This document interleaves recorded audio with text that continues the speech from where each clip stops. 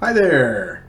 Okay, so let's take a look at some additional features that are available to us when creating scenes with Vector Math Playground. All right, so let's try linear interpolation. So we're going to go to our console. Again, you can do all of these things through the menu as well. Just depends on whatever you fancy. If you want to do interpolation, you can do that here. But I'm going to do it through the console. So I can't remember the name of the command to interpolate. So what I'm going to do is I'm going to list the commands. And I see we have a lerp vector here. So how do I use lerp vector? So we're going to do lerp vector with the help. And we see we just give it two vector names, and then we give it a t-value that's somewhere between 0 and 1. All right, so let's clear the screen here. So let's do a lerp vector, and we are going to lerp between the forward and right vectors. So let's do forward, right. Okay, and oops, we're going to give it a t-value. So let's just do like 0.1. Okay, so that gives us one vector right here. All right, and let's say we're going to do that again. 2.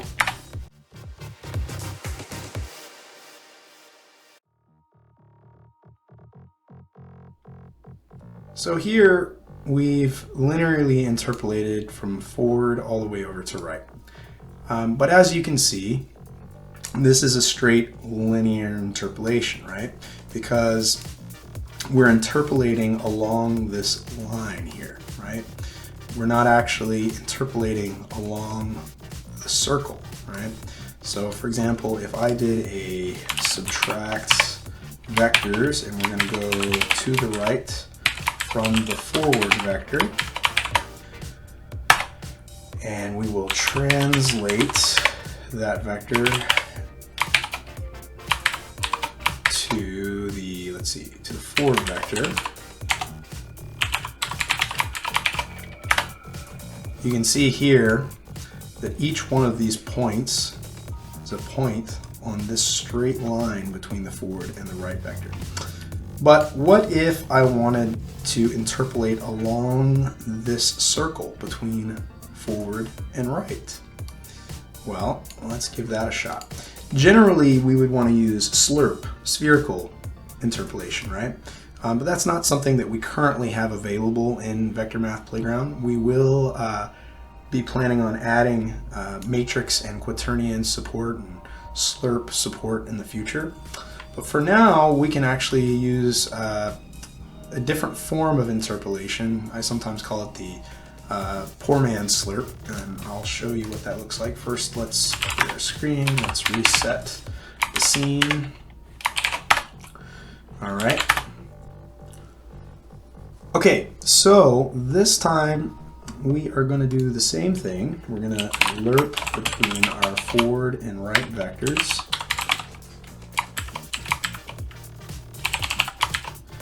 And we're going to do the same amount as before. This time we are going to normalize the vector.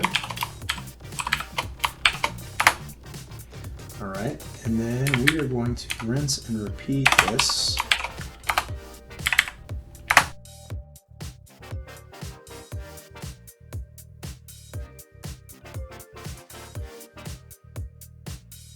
And so now you can see that these vectors that are being interpolated between forward and right are being interpolated along the circle right here. And so this is kind of a poor man's lerp. So let's say that you've created this scene, you've done these vector operations, and you want to save this because later maybe you want to do some extra work. Maybe there's some other things you want to do. Maybe you want to reflect all of these vectors about the up axis, for example. So how can we avoid having to input all of this other stuff again? Well, Vector Math Playground does not save your data. We don't save any scenes on our server. We don't do anything like that.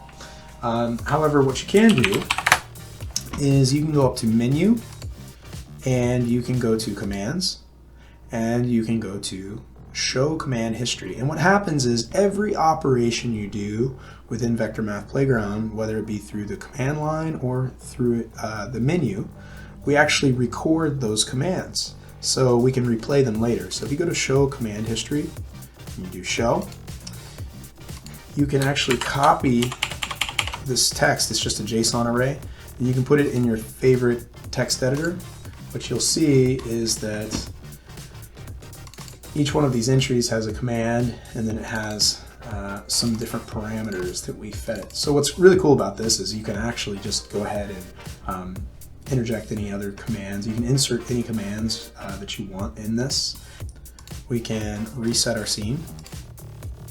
So we start from the normal default scene. We can go back to commands, and we can go to execute commands. We can paste in our commands, execute, and voila. Now we have our poor man's slerp scene representation. So yeah, that's a nice feature that's in Vector Math Playground. Definitely feel free to use it, and any of the JSONs that you create, you can just save them in a text file on your computer or somewhere, and you can replay it at a later time. Well, alright, that's it for today. Oh, actually, there's one other thing that I'd like to show you. One other cool feature, I'll go ahead and reset the scene here. I had mentioned that I was going to add different types of render modes for the vectors, and I just recently added one. If you go up to Scene, Create Vector, we can actually create characters now. So the way that the characters work is a little bit different from the vectors. So up here you have your origin X, Y, Z, so that's basically where do you want your vector to start from. And this is your end X, end Y, and Z, which is basically the look direction, except it's not normalized. Like, we actually respect whatever value you put in here. So if you do like 2, for example, and say 1 here, right? This is not going to be a normalized vector. Its length, its magnitude is going to be greater than 1. But if we create that, zoom out here, you can see that that's going to behave the way that you would expect.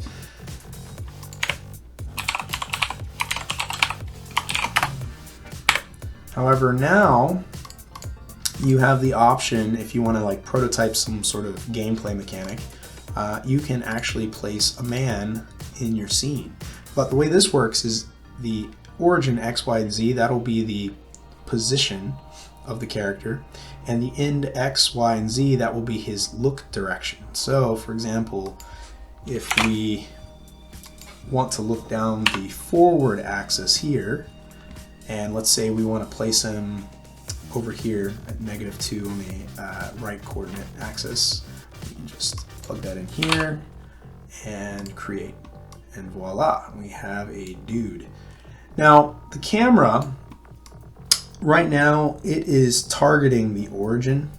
So if we want to target the character over here, what we can do is we can go over to the menu, we can go to camera, and in this case we can select orbit camera, and we can select new vector, which is the man, and we can hit apply, and now we are targeting, the camera's targeting the man, so we can zoom in on him and do anything we want there.